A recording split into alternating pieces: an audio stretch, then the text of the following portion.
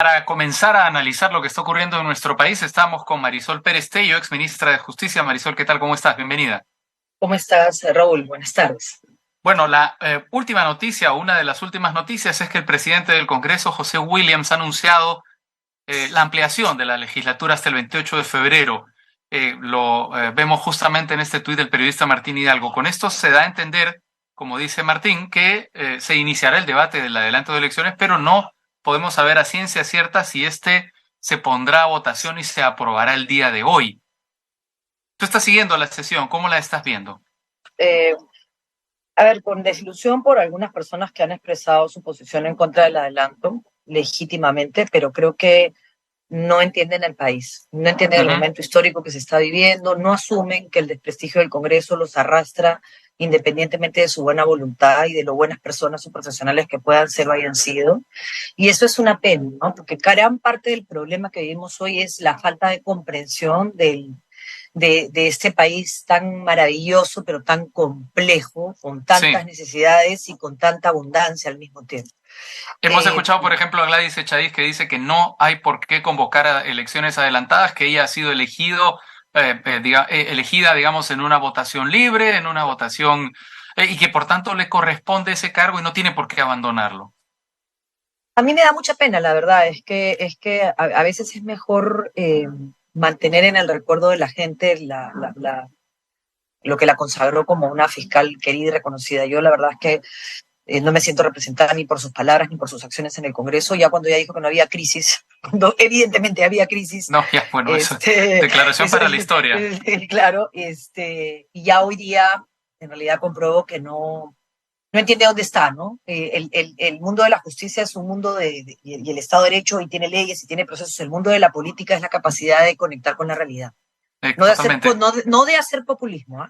No, Pero de todas pero sí formas, de saber leer en sí. medio del grito, en medio del miedo, lo que las personas necesitan, de saber guiar, ¿no? Y yo Ujú. creo que no se ha dado cuenta de eso. Pero de todas formas, digamos, el escenario que empieza a dibujarse en el Parlamento podría hacernos anticipar que no hay 87 votos para la modificación constitucional en dos legislaturas consecutivas. Raúl, yo no creo que hayan 87 votos, no lo digo ahora, lo vengo diciendo hace 4 meses. No creo, porque hay intereses, se van a llenar de excusas y de explicaciones de gobernabilidad y democracia. Hay niños, hay gente que se ha comprado, lo voy a decir directamente, casas y que ha hipotecado 5 años y no va a tener forma de pagar eso. Pero que Es muy reciban el cómodo. dinero, no pasa nada, Yo compramos su salida, la verdad que es un costo menor. Para el Perú es un costo menor. ¿verdad? Yo pienso, La sí. verdad que tampoco es correcto ni justo, ¿no? Pues es una Pero digamos. indemnización, pero eso ocurrió, me parece, en el año 2000, lo dijo Fernando Tuesta hace poco. Lo que no podemos hacer es permitir que intereses mezquinos, chiquititos, de un grupo de gente, por supuesto, todos los de Pro Castillo tendrán en lo que está pasando ahora y en su detención preliminar a las 5 de la tarde de hoy, con toda seguridad, el argumento perfecto para construir una narrativa que les haga creer que quedan bien. Pero 66 votos, Raúl, sí es posible. Ujú. 66 votos y además tiene una ventaja desde el punto de vista de la legitimidad. El Congreso está deslegitimado. Y con Sí, el Congreso, la clase política, y yo me incluyo porque yo pertenezco a la clase política, y yo pertenezco a gente que hace política porque sirve en el sentido de servicio, porque se cambian estructuras. Estoy muy orgullosa de hacer política, pero soy consciente del desprestigio y no sí. pretendo eludir mi responsabilidad histórica en no haber hecho los cambios a nivel del partido en el que yo milité por tantos años cuando se Ujú. dio. Pero eh, Sesen- la verdad, Raúl, es que sí, 66 votos 66 son posibles. votos. De todas maneras, consigue 66 votos y con Ya. eso habilita referéndum. ¿Y Y eso qué entonces, implica? tú podrías aprobar, creo que debería hacerse en el mes de diciembre, que la prórroga hasta Ajá. febrero debería ser para otras normas, todas las reformas políticas que hay que no necesitan doble votación, pero las que requieren doble votación, que deberían mandarse todas a referéndum, por lo menos las sustantivas, ¿no? O sea, el adelanto de elecciones, el cambiar la fecha para la asunción de mando, para que no tengas ese problema constitucional, obviamente con medidas transitorias, el Sí, eliminar la protección de la acusación constitucional para el presidente, ya no es para Castillo, es para cualquiera que venga, no para puedes cualquiera. tener a alguien que viole un niño protegido, pues eso es una barbaridad. No. Cambiar el 110 para poner requisitos mínimos para ser presidente, para ser congresista en términos que haya sido. ¿Meterías en el 117 corrupción? Sí, claro, claro. De todas maneras, porque la corrupción en y desde el poder tiene el riesgo del blindaje y de la impunidad. Sí, claro. Entonces es mucho más grave en términos de afectación de derechos fundamentales. Pero también discutiría bicameralidad, porque hay que hacer la campaña de explicarle a la gente por qué Bueno, es eso es bien importante. importante lo que estás planteando, porque una de las objeciones para, digamos, retomar la bicameralidad y la reelección parlamentaria tiene que ver con el hecho de que, digamos, todo esto se cambió en un referéndum, justamente, y por tanto era muy poco legítimo que este Congreso intentara revertir esas medidas que fueron decididas en un Por la referéndum. gente, y porque no se hizo el Exactamente. trabajo, hay que hacer el trabajo, hay que salir en medios, hay que explicar, hay que caminar, hay que ir a la gente está ocupada trabajando, no tiene tiempo para estar mirando todos los canales. Hay Sí, que pero un encontrar mecanismos referéndum, de comunicación. Un referéndum valida, cambia a un legitima. referéndum, exactamente. Claro. Además, Ahora, legitima, Raúl. Y sí, la gente encuentra un lugar a donde se pueda expresar. Y yo creo que eso claro. también te sirve para liberar toda esta frustración que tenemos contenida, ¿no? Eso es bien interesante porque el referéndum podría servir como una suerte de elección anticipada, es decir, canaliza la furia antes de una elección general. Y además, los actores se desnudan, ¿no? O sea, todos estos que están tratando de ver qué cosa pueden ganar, ¿no? Y yo hablo en libertad porque yo no estoy inscrita en ningún partido, con lo cual, acá todos estos que sueñan con ser presidente, oye, en este momento hay que pensar en el país, el candidato tiene que ser el mejor posible, punto.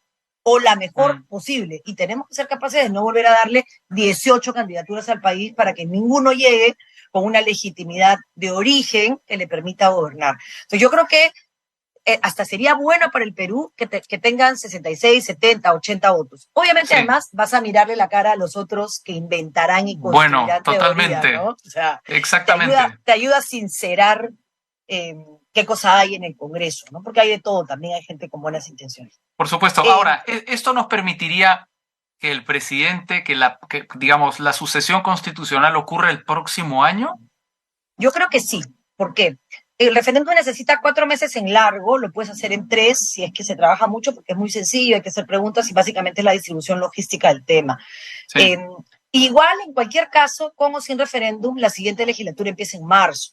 Es decir, si tú apruebas a diciembre y convocas referéndum, podrías tener el referéndum en marzo. Y entre tanto, en enero y en febrero, hacer todos los cambios de ley que necesitas. Necesitas, por ejemplo, cambiar la norma que establece que el padrón se cierra un año antes, necesitas definir qué va a pasar con las PASO, necesitas definir que la inscripción un año antes de los candidatos, necesitas definir qué pasa con los partidos que están en trámite de inscripción, hasta cuándo se sí. les puede esperar y Pero, hasta por cuándo ejemplo, no. no hay plazo, no alcanzamos para hacer las primarias. No lo sé, porque los 7 meses de los que se hablan, se hablaban, a ver, Es que yo no decir, sé si, hay un proceso, quiero decir, serían tres procesos, por eso es tan extraordinariamente complejo. Un proceso pero, para el referéndum, un proceso para las primarias, un proceso para las elecciones generales. pero Raúl, no se han aplicado las primarias ya en 2 oportunidades y podrías hacer otros mecanismos distintos que, en fin, representan un espacio igual, que son elecciones que se han hecho en algunos lugares, que es Por internet, por ejemplo. o el abierto, ¿no? O sea, las elecciones, no un militante un voto, sino elecciones abiertas, que es una suerte de paso no obligatorio, ¿no? Que también legitima, yo creo que eso es sano para los partidos. Pero, en Ajá. fin, todas esas cosas se piensan con técnicos al lado, no con políticos. O sea, ahí se tiene que sentar el jurado, se tiene que contar la OMP, se tiene que decir, yo necesito estos mínimos en esta situación, en esta y en esta. Y los Sí, técnicos tienen que explicarle al país por qué necesitan ese tiempo, cuánto necesitan para disminuir los plazos, en fin, eso, y eso se puede hacer sin ningún problema entre enero y febrero, de manera que el resultado del referéndum, yo creo, puedo estar equivocada, pero siento que el país, todavía no te en primera persona, yo sí quisiera un adelanto de elecciones, que el presidente no se pueda, o la presidente, no se pueda quedar ejerciendo funciones si comete un delito, mucho más en flagrancia, vinculado a corrupción, a narcotráfico, a terrorismo, a violencia sexual contra menores de edad, o sea, en fin, los más graves. Que no pueda ser candidato si ha sido sentenciado por delito doloso, por lo menos por tipos penales graves. Que no pueda ser candidato, simple, así llano, pero a nivel constitucional, para que no haya problemas con el TC ni con la Comisión Interamericana. Porque sí claro. se puede, no hay derechos absolutos, Raúl, no existen, solamente la No, por privación supuesto. absoluta de tortura. Bueno, ese es un elemento fundamental del derecho que nos cuesta entender por esta especie de tradición legalista que tiene el Perú. Es verdad, hay que cumplir las leyes, hay que, por supuesto, respetar todos los derechos, pero como dices tú, no existen los derechos absolutos. La inmunidad no es absoluta, etcétera, etcétera, etcétera. Solo la prohibición absoluta de tortura. Eso es lo único, es una norma de ius cogens, eso no se cuestiona. Tal, Sí, prohibida la tortura. Entonces, después, incluso el ejemplo típico es el choque en el que tú, para salvar la vida, cortas el carro, o sea, atacas el patrimonio por la vida. Es exactamente igual, tú ponderas, Claro. hay otro mecanismo para que yo mejore mi clase política y garantice un Estado de Derecho, que disminuir derechos políticos de una persona frente a los derechos de todos, no hay. Si no hay, puedo restringir el derecho a ser elegido. No a elegir, pero sí a ser elegido. Entonces, si quieres postular, no puedes haber sido condenado por delito doloso. En fin, hay formas. Sí. Y lo otro, esas dos cosas las haría de todas maneras porque le preguntarías al país directamente, ¿quieres adelantar elecciones? ¿Quieres que el presidente o la presidenta que entre sean sentenciados si cometen un delito? ¿Quieres que tu candidato no haya estado en la cárcel por haber cometido un delito doloso? Y yo creo que eso es sí. Habría que trabajar bicameralidad porque las personas no quieren que se gaste más. Yo propondría bicameralidad con los mismos costos. Yo propondría lo impopular, bicameralidad con más curules. También, pero los mismos costos, Raúl, porque no sabes la cantidad de comisiones que hay que no hacen nada. Simplemente le dan chamba a gente pero que tampoco hace nada. nos falta representatividad en el Congreso. Deberíamos Totalmente de acuerdo. Pero Raúl, 130, deberíamos tener 400 representantes. Es impopular decirlo, pero son muchos peruanos que no tienen representación. La gente lo que no quiere es que le regales la plata a los vagos. Si la gente trabajara y se le escuchara y estuviera en su región y pudiera de verdad atender las necesidades de la gente y pudiera liberar todas estas tensiones porque sabe lo que está pasando en Cusco, sabe lo que está pasando en Tacna, sería distinto. Pero no importa, hagamos la tarea. Y si perdemos, perdimos, pues. O sea, porque esa es la democracia también, ¿no? Esa es la democracia también. Pero yo creo que eso se puede llevar por ahí y las correcciones técnicas, ¿no? La asunción de mando el 28 de julio, las transitorias necesarias que permitirían que todo esto se dé. Revisaría también el tema de los pesos y contrapesos del Ejecutivo y Legislativo. Sí.